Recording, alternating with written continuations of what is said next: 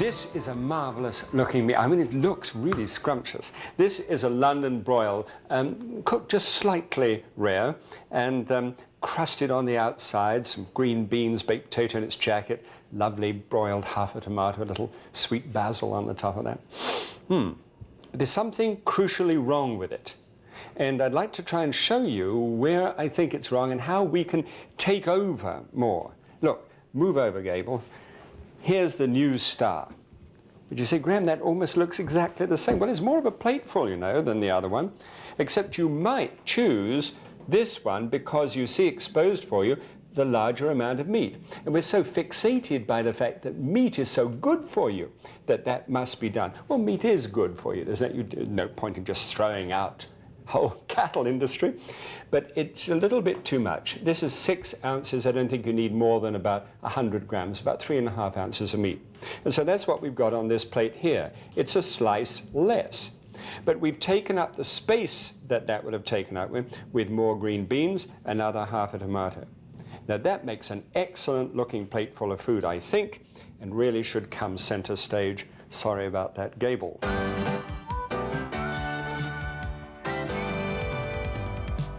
Now, when it comes to vegetables, the real accent is the word fresh. And by fresh, I really mean your own vegetable garden.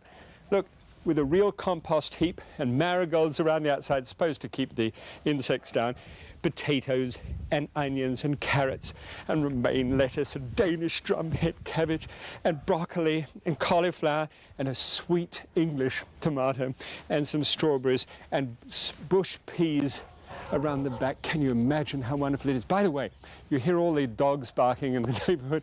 Make sure that there's a nice fence around the outside, otherwise they tend to use these things as litter boxes, which isn't much fun.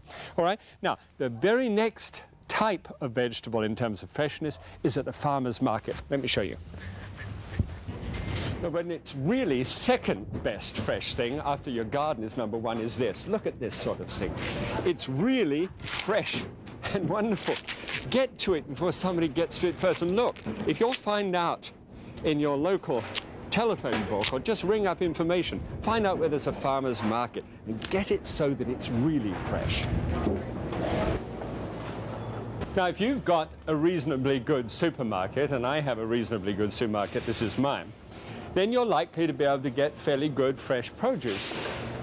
And it would be the next in line. But if you haven't got the sort of place that you can trust with this kind of freshness, then it's got to be frozen.